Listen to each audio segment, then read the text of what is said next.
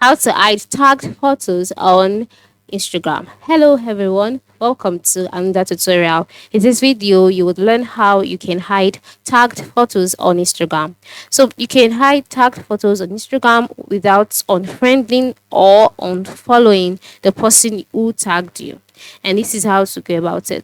The first step is to open the Instagram application on your device, and then go to your profile by moving to the top to the bottom right corner of your home page. And so once you're on your profile page, you'll see all of your posts and all of that.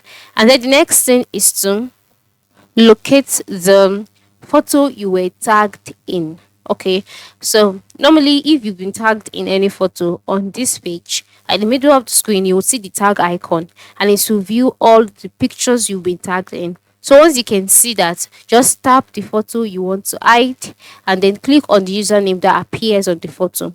After clicking on the username, you will see some options. Amongst the options, ensure you select hide from my profile, and then the picture will no longer be visible publicly under your tagged photos, just like that. Now I cannot show you that vividly because currently I have not been tagged in any picture so far, and so it is not displaying on my screen.